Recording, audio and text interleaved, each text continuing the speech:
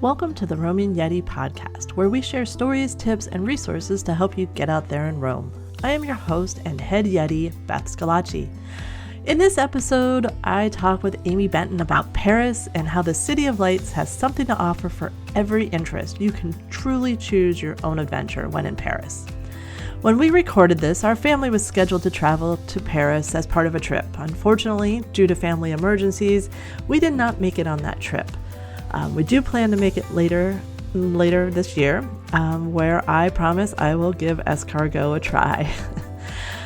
Amy's awesome. Amy loves to travel, but just like me, hates to fly. She's often planning her next adventure alongside her husband, Tom. If she's not traveling or planning a trip, she can be found in her backyard entertaining friends, watching a movie, or obsessing over her garden. She's an active member of her community and is proud of being a mom to her children, Hana, Skyler, and Chloe. Her latest love, her granddaughter Maya, is the cherry on top. Last year, she launched Paris is Calling, a personal blog site to channel her writing energy and share her love of Paris. She's taken a slight pause to that endeavor to start a new career with Goodwill Industries. She hopes to start writing again soon, as her upcoming trip to Paris is providing inspiration.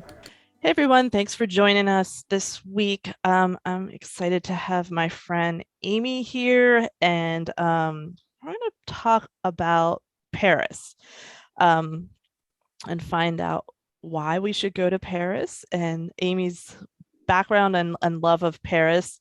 And since I have an upcoming trip, I'm really ready to hear all about the ins and outs. So Amy, thank you so much for joining us today. It's great to have you. Well, thank you. Thanks for inviting me to come today. I'm looking forward to talking about one of my favorite places. Yeah, this is a tough gig, right? Yeah. Let's talk about our favorite things. Yeah, that's really hard for me to do. So where did your love of Paris come from? You know, I was really glad you sent questions early so I could kind of think about this, because I really did have to think about, well, what really ever was the trigger for all of this craziness about France and Paris and blah, blah, blah. And I distinctly remember being a little girl on our family farm when you only had like 7 channels, and one of them was PBS. And my parents always watched Masterpiece Theater, right, on Sunday night. And I distinctly remember there being a program about George Sand and Frédéric Chopin and their love affair. And I was fascinated by George Sand, who was a female in the 19th century. She went by the name George Sand because she could get published that way.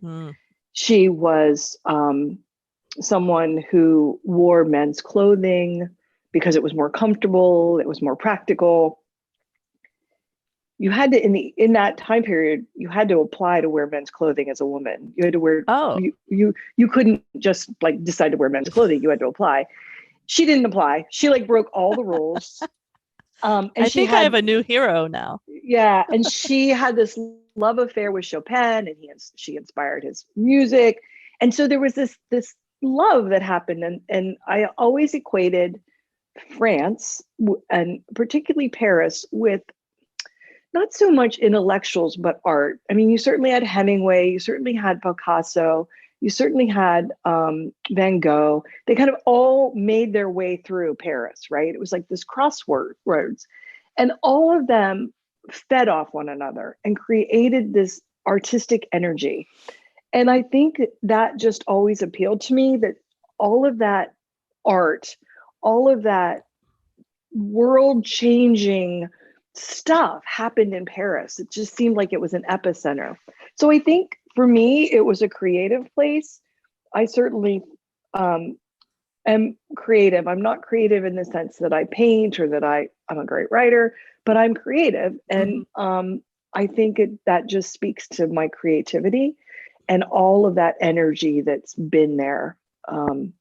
And when you go to Paris, or when you go to any European city, I often find myself in a church or a Duomo or some holy place, and you can feel all those people there.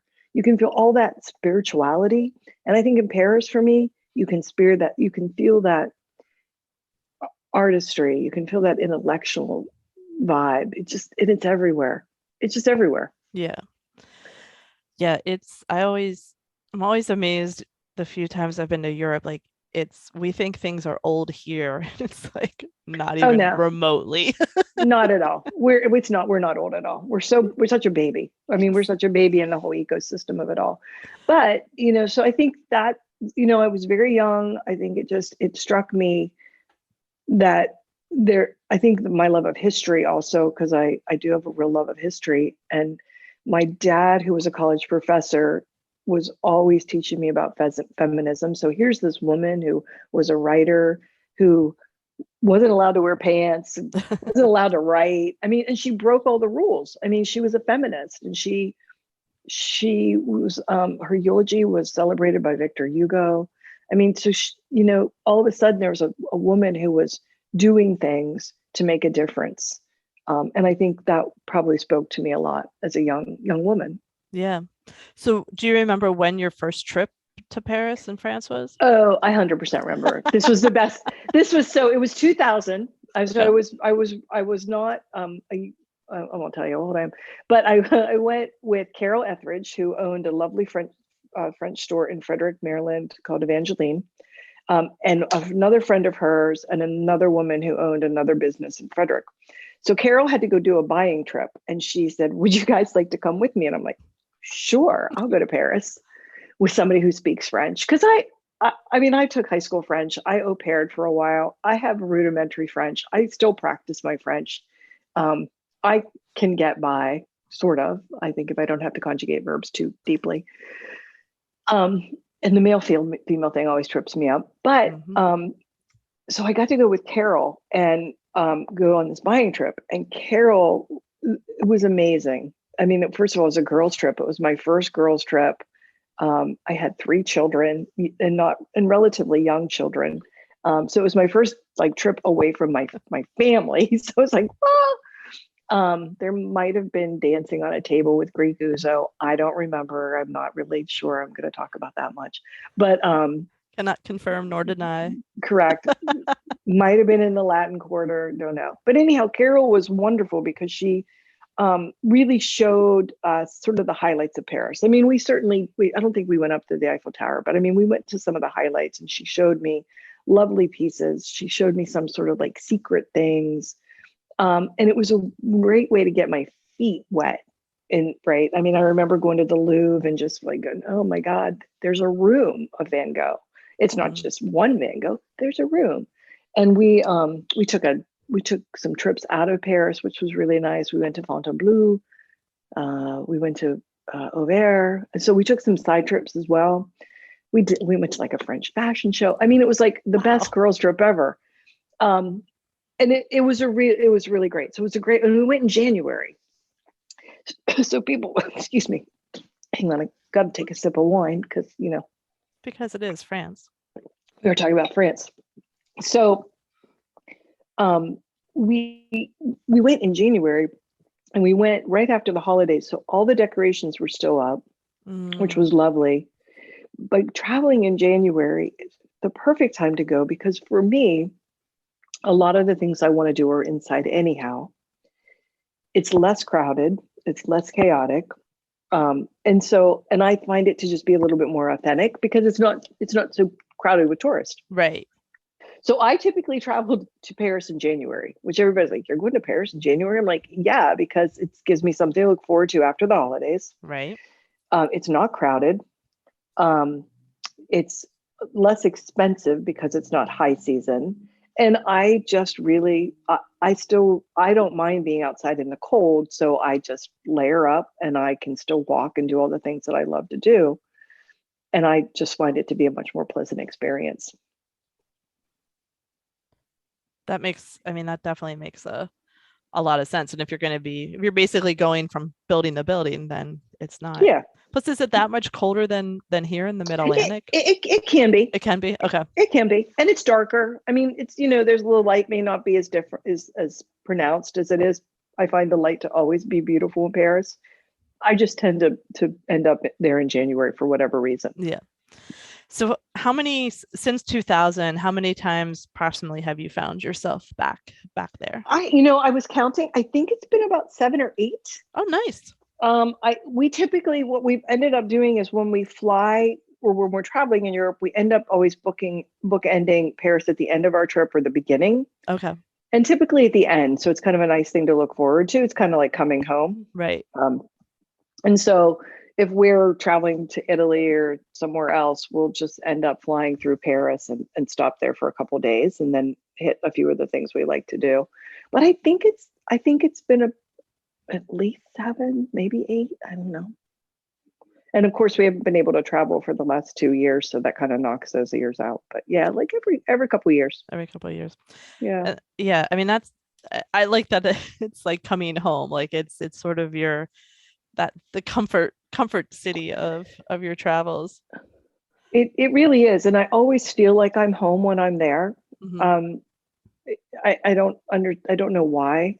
Some people may say maybe I lived there in a past life. I don't know. But I just always feel like I'm home when I'm there. I Yeah. always feel very comfortable.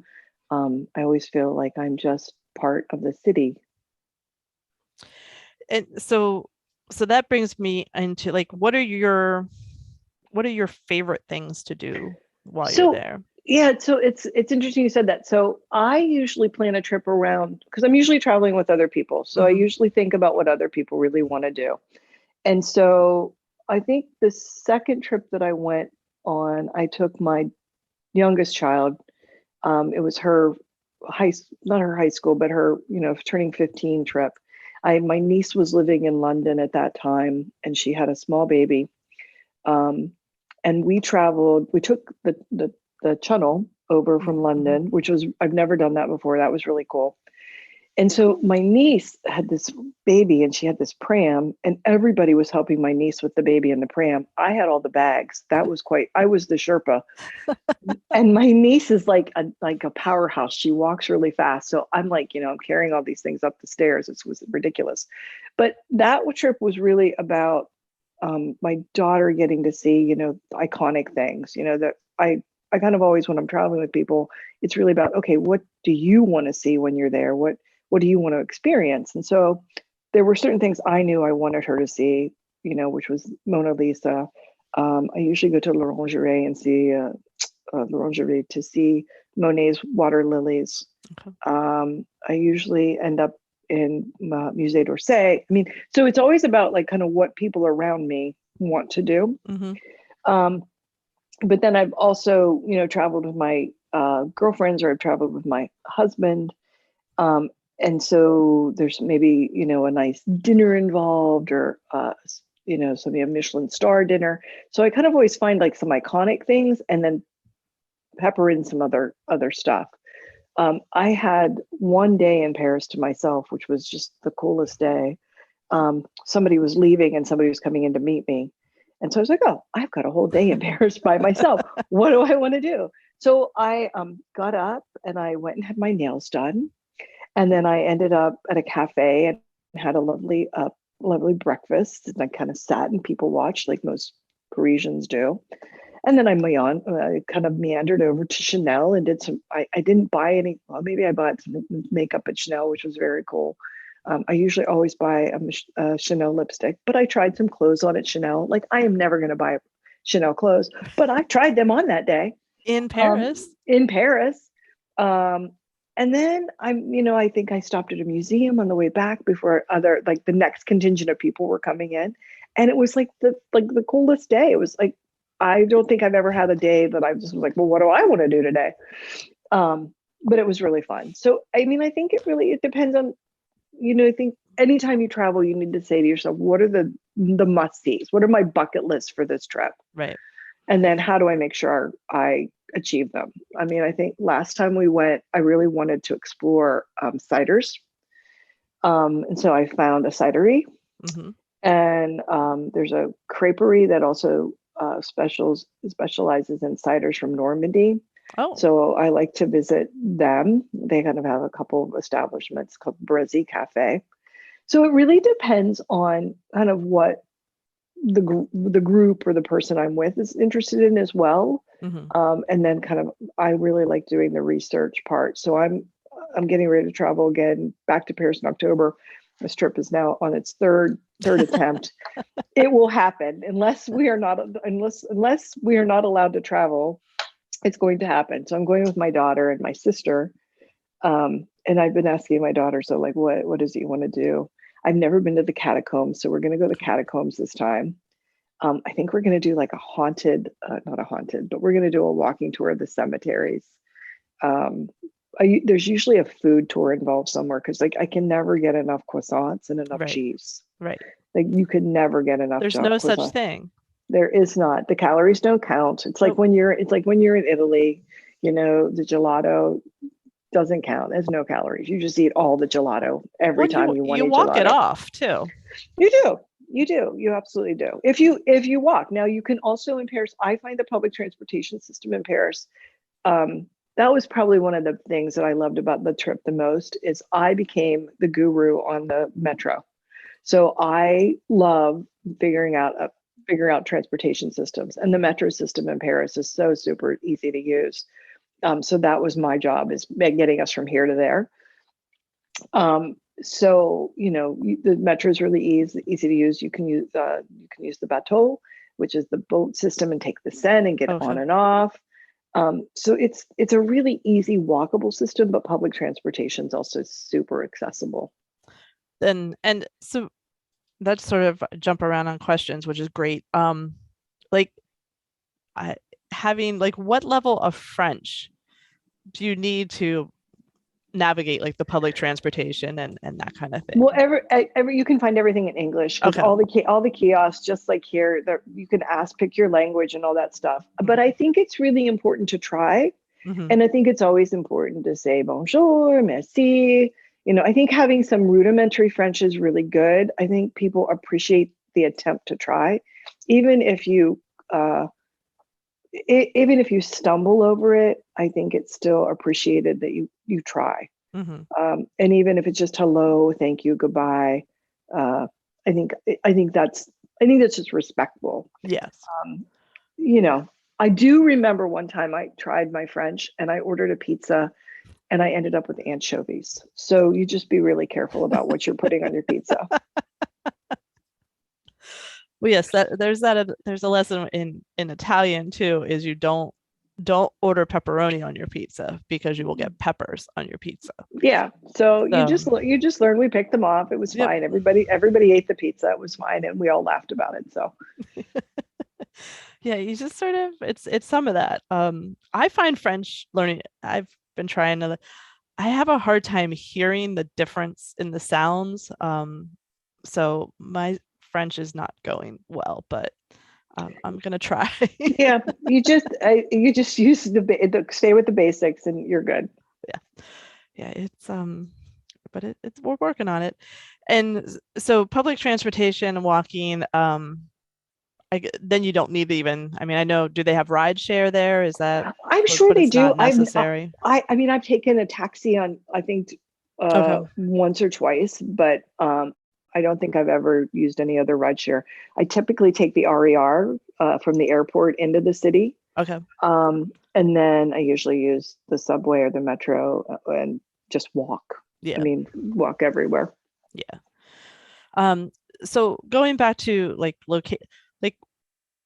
for lack of a better word, you called them iconic. So I'm going to go with that. But like what touristy iconic kind of locations and attract, like what should you see? Like what are the ones you should definitely keep on your list? So I think it really, again, depends on what's important to you. Like if art's really important to you and you want to see Impressionists, then you should go to the Musée d'Orsay and you should sit in a Van Gogh room, or you should sit in Monet, or you should sit in Gauguin. I mean, you should see those paintings because they're there. I mean, not only are they there, but the people who painted them lived there. Right. and not only did they live there, they had a relationship with each other, and they, Matisse, hung out with this. I mean, it's like they all were there. Yeah. You should watch Midnight in Paris again. You should probably watch Midnight in Paris before you go, because you're like, oh my God, they were all here. All of them were here. all of these people who made a big impact and influenced. I mean, I guess it would be like for a history buff going to like Philadelphia and being in Constitution Hall, like, okay, it happened here, this room, right? Right. This is the room where it happened, not to quote Hamilton, Exactly. but I mean, but so I think that's kind of, so if art's important, so if architecture is important, if you want, you're going to go see the Eiffel Tower because you got to go to the Eiffel Tower. Do you have Right. to go up? Do you have to go up the Eiffel Tower, or it depends on how much time you have? And I think that's the other thing. Are you in Paris for 3 days, or are you in Paris for 2 weeks? Because your schedule's really different. And how much do you want to pack in? Do you want to sit at a cafe and have lunch for 2 hours? Or do you want to get street food and be able to keep moving? I mean, I think one of my trips, I wanted to play pinball in Paris. So I found a pinball joint and we played pinball for the afternoon, drank beer, and had hamburgers. And it was great. But I mean, who goes to Paris to play pinball? Well, I think I'm going to. I didn't know Yeah. they had pinball places in Paris. Like, Yeah, I wanted to go play pinball. So I said, let's go find a pinball joint in Paris. I mean, because that's not something you typically think of in Paris. So I no. think it's like, what is it that you want to do? And what kind of things do you want to come home and what kind of stories do you want to have and what kind of memories do you want to have? I mean, I remember being in the Louvre again with my niece and my nephew, and I think I had broken off with the group. And I remember I was taking pictures. I was laying on the floor taking pictures of the ceiling. I think I almost got arrested that time. The gendarme was like, "Madame, you cannot." And I'm like, I know, I'm sorry. But I mean, like, what is it? What are those stories you want to come home with? And what are those things you want to, I can remember the first time. I always go back to see the water lilies at Lingerie because I love to go visit them. I love to sit there on the benches and look at those beautiful curved walls that were specifically designed for his paintings. They are so beautiful. They're so peaceful. Sometimes the room is crowded. Sometimes it's not. Sometimes I stay for a half an hour. Sometimes I stay for 10. I come back in. I mean, it's just, how do you want to interact with Paris? Do you want to know what Paris was like in the 40s and 50s when it was occupied by Nazi Germany? Or are you interested in that piece of history? There's so much history there that I think pick your time periods and pick the things you want to learn about. Because it's like layers and layers upon layers. Yeah. That's a really great way, because I think people they see a list of the things you should do, but they don't think like what's important to them, and what makes a vacation for them. Because I know we do things on trips that are very different than a lot of people do on trips. But that's what makes travel so interesting. It is. And so because I haven't been able to travel, and I haven't been able to go to Paris, I started to do some podcasting, listening to podcasts from people from Paris, because I've missed it. And so I found a podcast. It's called The Earful Tower.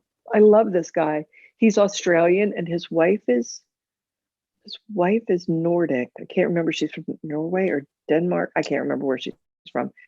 And they have a little baby. His name is the baby's name is Oliver. Anyhow, the three of them do this podcast. The baby doesn't do the podcast, sorry. The two of them do the podcast, but right now they're working their way through all the arrondissements. So they started in the 20th, so the arrondissements are kind of like a snail. They start in the middle and then kind of curve their way out. And so the outer ones, of course, are a little more suburban, if you will. And maybe not as touristy, but they find something. They spend 24 hours. Right now, they're spending 24 hours in each arrondissement and kind of giving the highlights of that. And so it's been really fun to listen to their podcast and kind of go, because as tourists, you typically end up spending time, where the Louvre, you spend time in the epicenter. So it's kind of nice to think about spending time in the outer areas. And I think that's also, something to think about too, like how adventurous are you? Do you want to feel in that tourist bubble, or are you okay kind of stepping out of it? And I think that's also what's your comfort level. Yeah, definitely. Would you say there's any of the typical touristy things that you should just skip? Like it doesn't it doesn't live up to the hype or No, I can't say that for anybody because I don't know what would make somebody feel like they experience Paris. right. I think Paris Makes is sense. so personal. There's nothing that I've ever done in Paris that I wouldn't do again, and sometimes I do them again, as you just Hmm. heard. I tend to always end up at Angelina's for hot chocolate, just because I mean it's just so opulent when you go in. I always, I end up being there's some things that are familiar to me that I just like to go experience again. So I don't think there's anything that I would say, no, don't do it. Try it. And if you don't, I mean, you stop doing it if it's not enjoyable. Right. Makes sense. So you bring up hot chocolate. So that, I'm going to talk about my favorite thing, which is food. Mm. So like where, I mean, are all cafes the same? Like No, what should we be eating? Where should we be eating? so I think again, this depends on your budget and it depends on your Okay. experiences and what's important to you. Mm-hmm. So food is also very important in my world. Um, and so to me, I usually either do a special dinner or a special lunch. Okay. Lunch is always less expensive than dinner. So if I'm on a budget, I'm probably putting more effort towards lunch than dinner. But I think it's also really nice to go have a nice dinner once or twice while you're there too. But I wouldn't do that every night. Um, sometimes you're staying in a hotel where you have a petit déjeuner, you have a small breakfast provided. You can also easily find a croissant and a cafe uh, pretty much at any bistro, and you can pop in and grab that, and that can keep you full until lunch. I think you can really experience street food. You can find crepes or you can find something else. You probably should eat escargot while you're there. You probably should try it. I don't know that you need to do it at every dinner, or maybe you do steak tartare or you do French onion soup. I mean, you should probably have some iconic things, but you should also find stuff that you like because you're traveling and you're burning calories, and you should make sure you're eating things that fill you up, not just in your calories, but also fill you up spiritually and emotionally as well. So, again, I think I would plan your meals just like you would plan your other activities. Mm-hmm. Pick a couple that are really iconic. It's always good, like especially in the Latin Quarter. Like if you go into the side streets, you're going to find more authentic stuff Okay. than if you like stay in the main thoroughfares. Like if you're on, uh, some of the bigger streets, those are going to be Mm-hmm. much more touristy. So take a side street or two. Right. You got GPS on your phone, you'll make your way back, That's or true. just leave breadcrumbs, or pay attention to where you're going.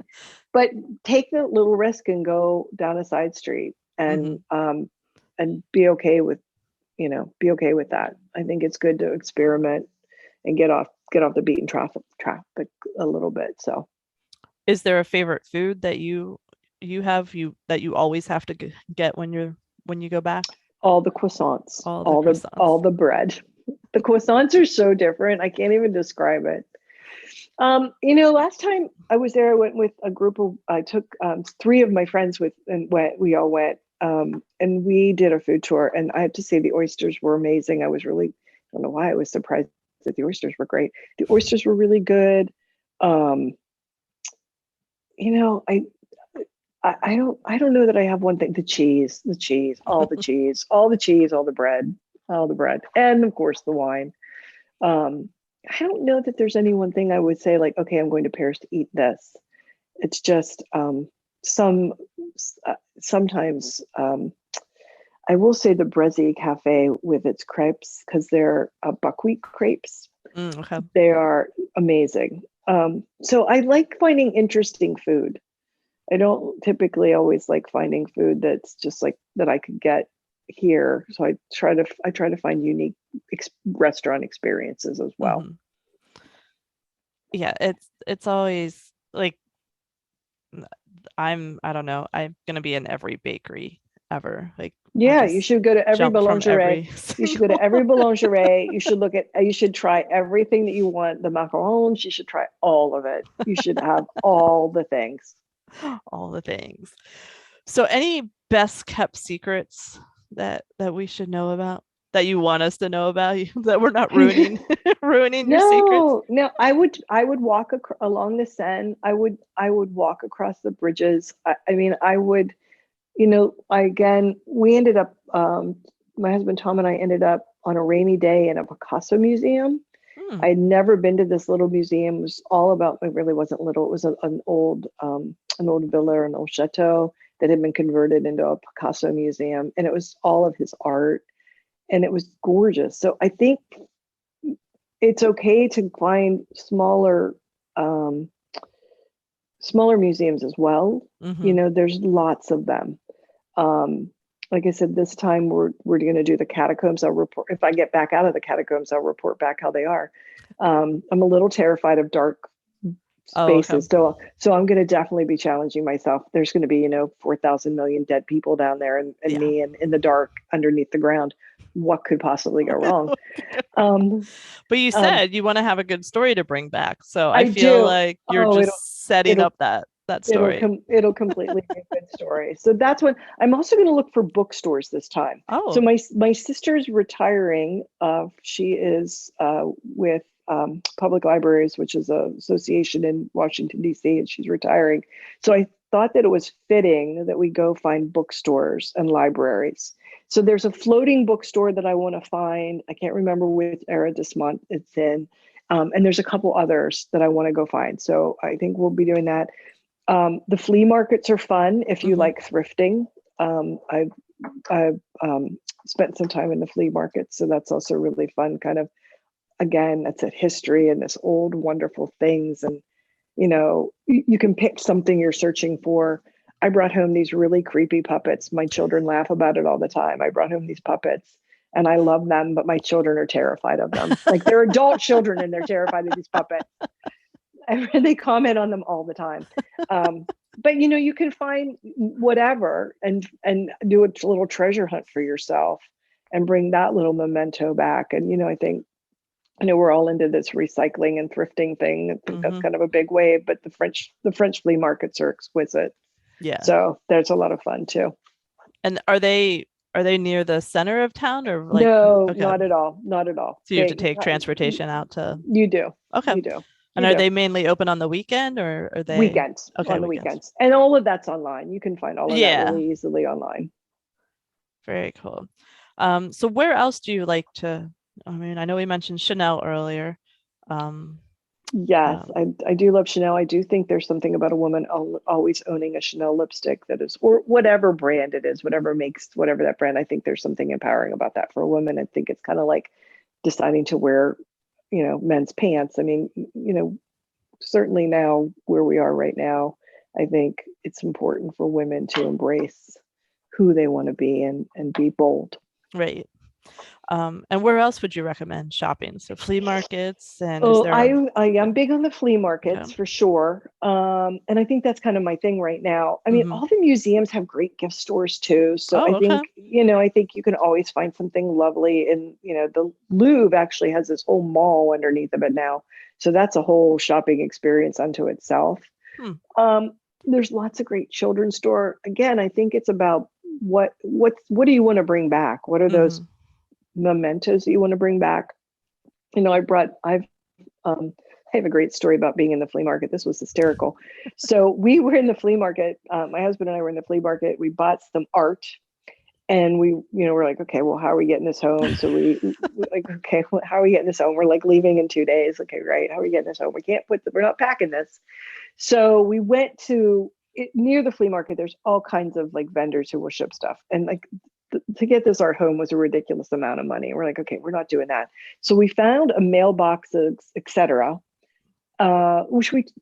which was farther out. I can't remember which arrondissement. It was probably like in the 16th or 17th. So we had to take a cab out, and then we walked and took the subway back in. I forgot my passport, which is like, you really need your passport to ship stuff home. The guy was really great, shipped it home without it. We left. Let's see, we dropped it off Monday. Our flight was Tuesday. The art was here waiting for us when we got home. Wow. I don't really know how that happened, but like, we dropped it off Monday morning, and like we got home Tuesday at like 3 or 4 o'clock in the afternoon. It was waiting for us. Wow. It was the craziest, freakiest thing.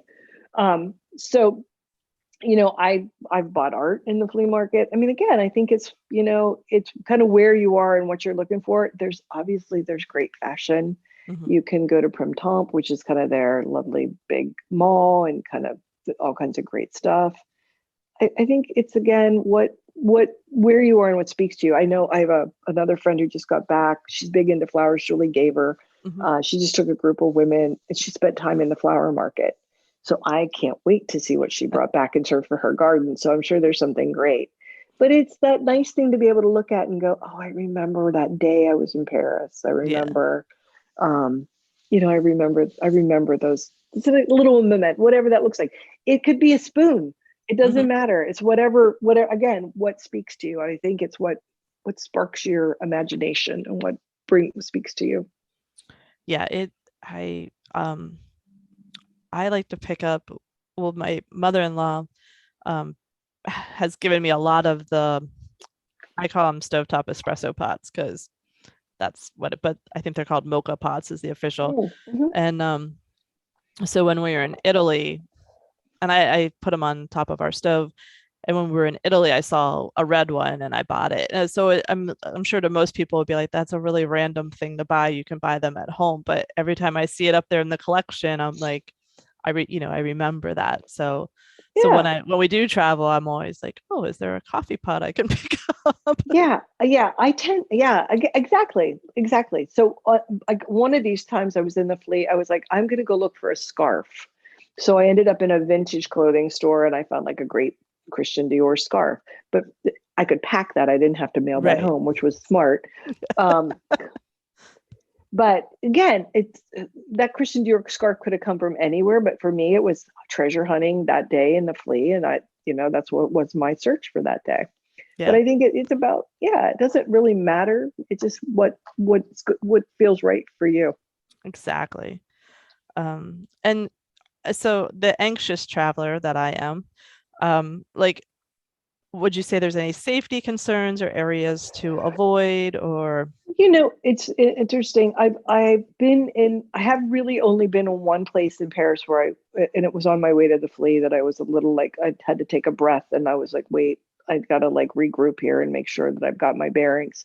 But for the most part, I have never, ever felt unsafe. I mean, I wouldn't, there are certain places I probably wouldn't go just by myself. I'd probably go with a group of people like in that situation. Hmm. But most of these areas are very well lit and I don't think I'd be on the Seine, down at the Seine at 1 a.m. by myself. Sure. But I mean, I think you just use common sense, just like you use here. Right. I think you are smart about your person and how you're carrying yourself and how you're carrying your things. I don't think I'd have my bag open with Right. my wallet hanging out. But I Right. also don't think you need to like tuck that down your shirt. I mean, I think you need to be smart Right. and you just need to be street savvy and just need to be aware of where you are.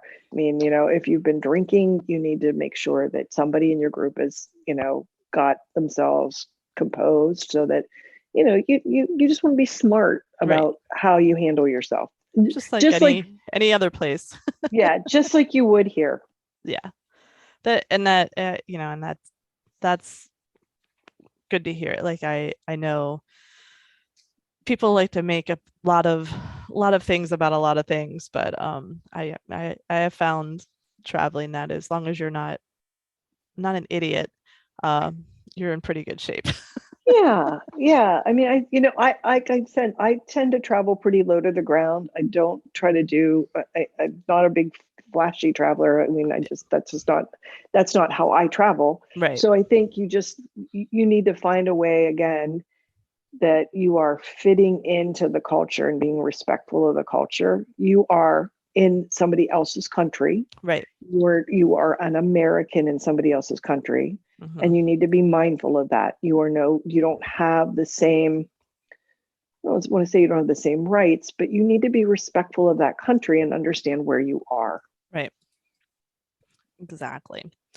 So when it comes to packing, like, Oh, my favorite subject. okay, My favorite subject. like what should we be wearing? Like what, Okay, I'm a big fan of the packing cube. If mhm, you don't have packing cubes, go get them tomorrow. I think I'm going to upgrade to compression packing cubes because I'm that obsessed with my packing cubes. You should lay everything out on the bed and then take half of it away. You can always find a laundromat. You're always going to buy some piece of clothing, most likely. I think less is more. When I first started traveling with my husband 20 years ago, we were flying somewhere. We were traveling and I don't know where we were going. We were traveling by airline and he had like 3 bags. Like I'm like, no, stop. You get 1 bag. He's like, what are you talking about?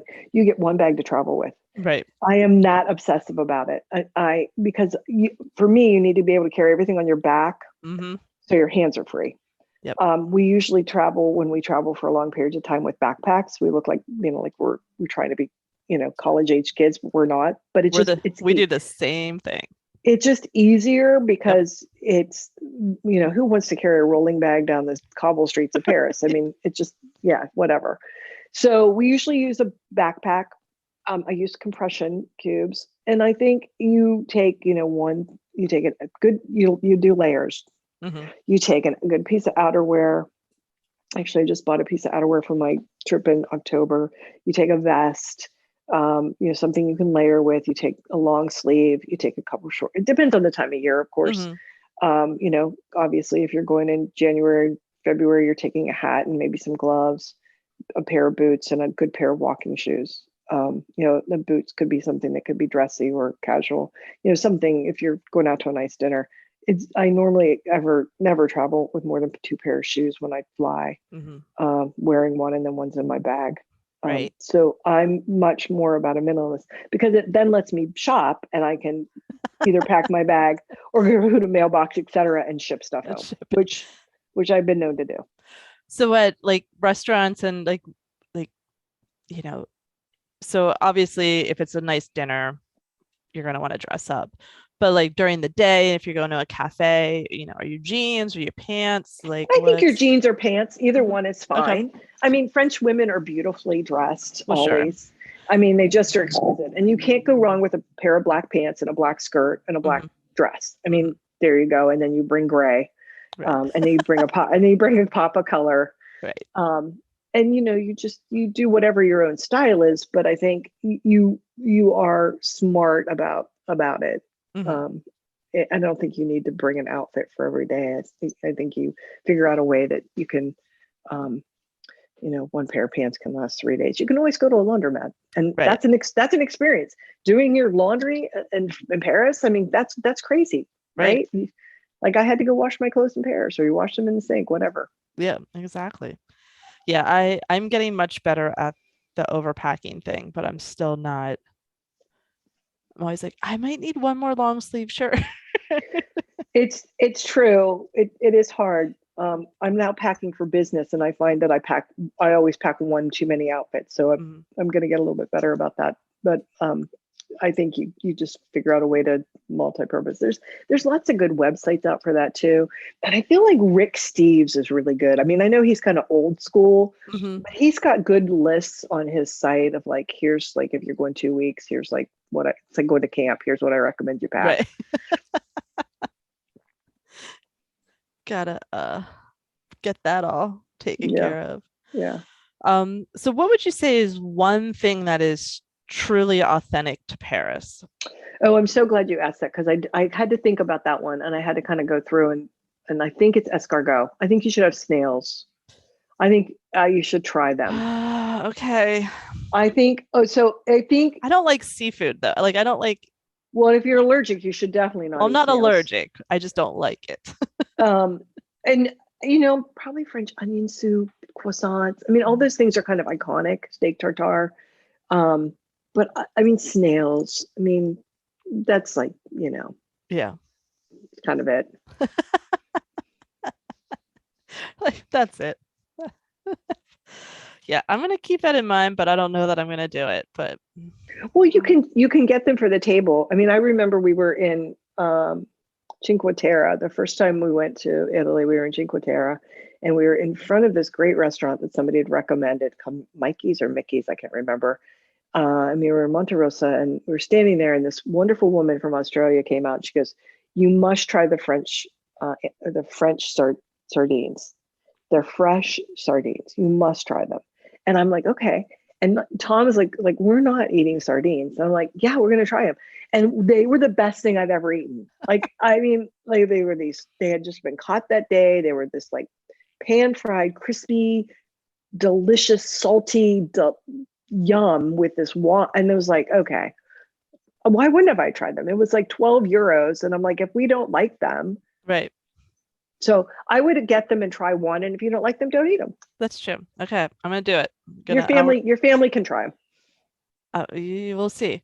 I'll report back. I'll report back on how that goes. Well, I mean, I love all this information on Paris because I feel like it's definitely a choose your own adventure city. And I like that everyone can have a different experience. I think that's how travel is. I mean, I think any place you go can be like that. You know, you could go to Rome and have a different experience than you just it needs to speak to you. Yeah. I tend to do a lot of research. You know, I pulled out some of like the books that I use. I mean, I obviously when I first started to go to Paris, I went to like, you know, I don't know, what is it? Lonely Planet. Lonely Planet. Yeah, I went to Lonely Planet, and you know, I use all kind of the basics. And now I find more obscure books. Like what do I have? I have The Streets of Paris. I've got Don't Be a Tourist in Paris. I've got The New Paris. So I tend to go and do a lot of research because I like to find those obscure things. You know, for a couple of my days, I like to go. Well, I want to go off the beaten path. I want to go do things that most people haven't done. Right. And try laying on the floor at the Louvre and see if I get arrested and what that might look like. But then there are some days that I just want to go have a hot chocolate at Angelina's and, you know, have a great pastry. So I think for me, it's about the research part. And that's the part that I really, really love. And then watching the delight in people's faces as that all kind of comes together. Yeah, that's great.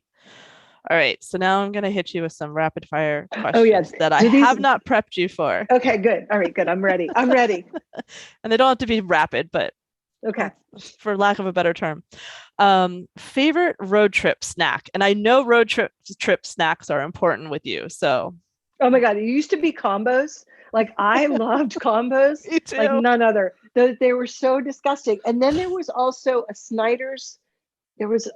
Snyder's used to make a pretzel that was stuffed with a cheesy jalapeno thing. They no longer make it. And I don't know why they don't no longer make it because I would have eaten all of the bags. But combos, they were like my kryptonite. Yeah, for sure. Yeah.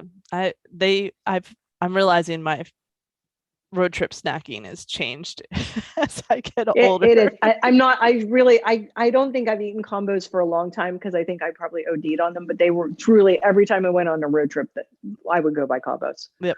I always had my bag next to my suitcase. What is your next planned trip?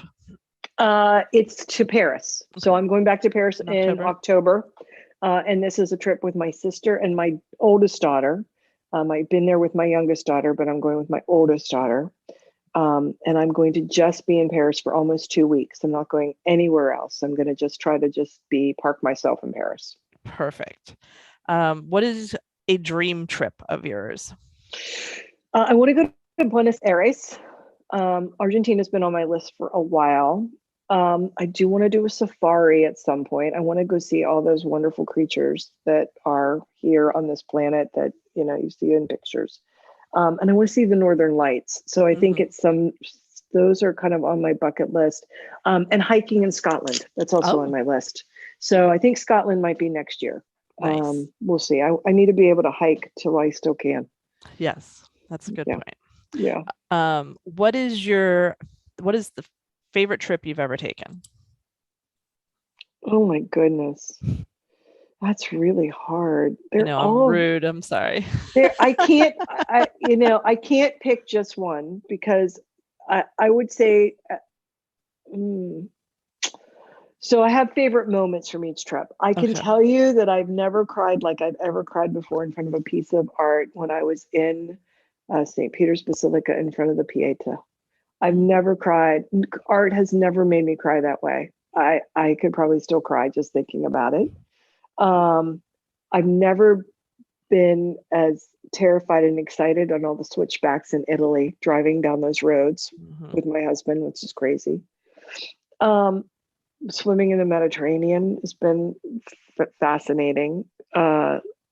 Paris for sure. I mean, just kind of going to Paris and again, watching Paris through other people's eyes.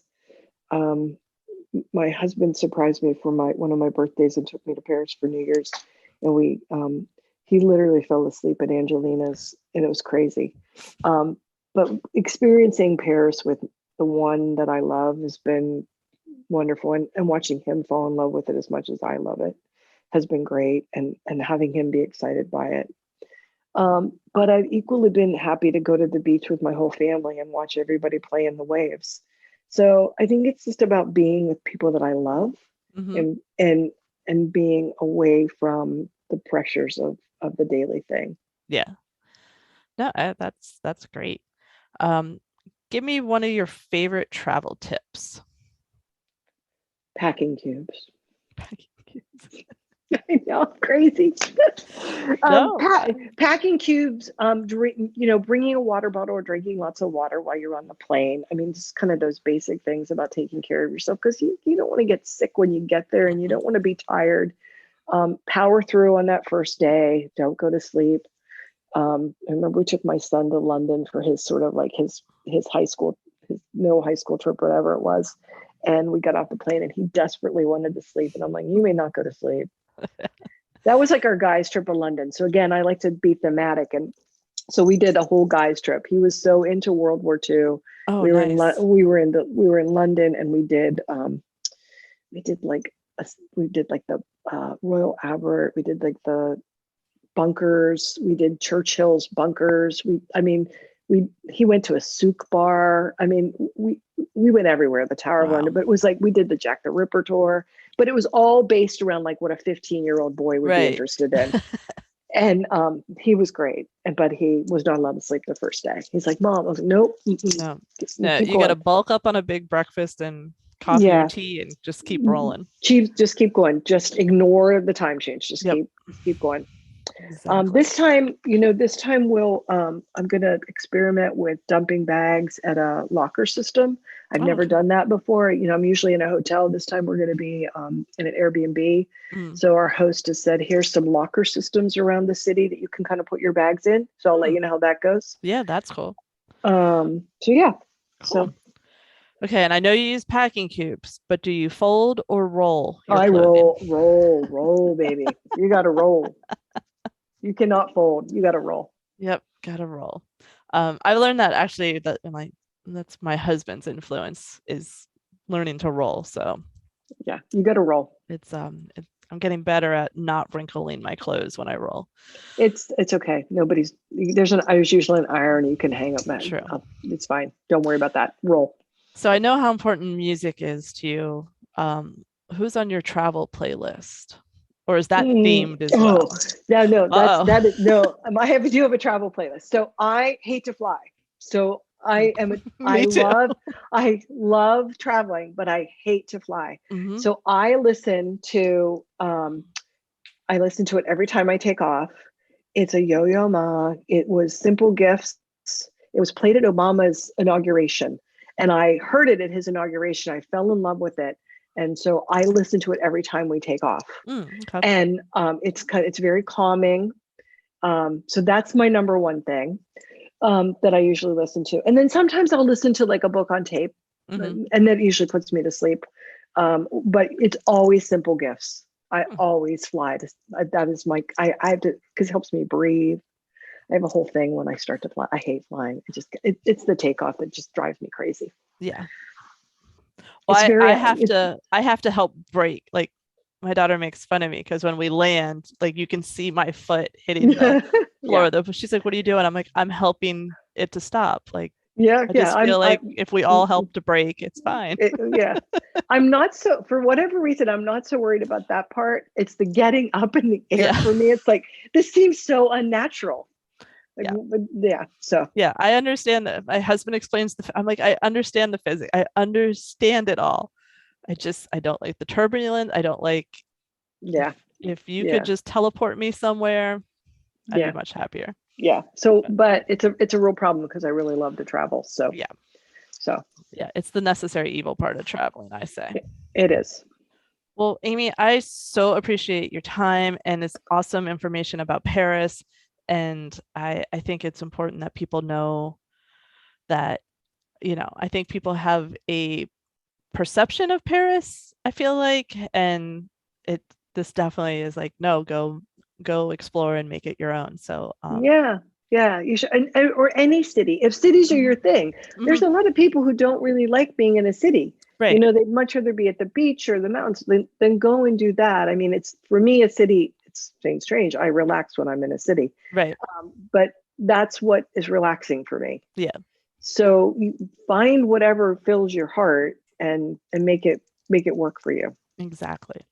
But thank you so much for your time and for Well, your information. thanks for And inviting me. I've enjoyed talking about one of my favorite places. I hope I've inspired somebody, or I'm always happy to talk about Paris or sounds travel. good. Sounds good. Thanks a lot. Thanks. Thank you again to Amy for sharing her love of Paris with us. Please head over to the show notes on the website, theroamingyeti.com, to find out where to follow Amy online and make sure you're keeping up with everything going on with Paris is Calling. And thank you for listening. I hope these episodes inspire you to get out there and roam, even in your own neighborhood. So please subscribe so you don't miss future episodes. And if you like what we're doing here, please leave a review and a rating. It's very helpful to us. Talk to you again soon, and keep roaming.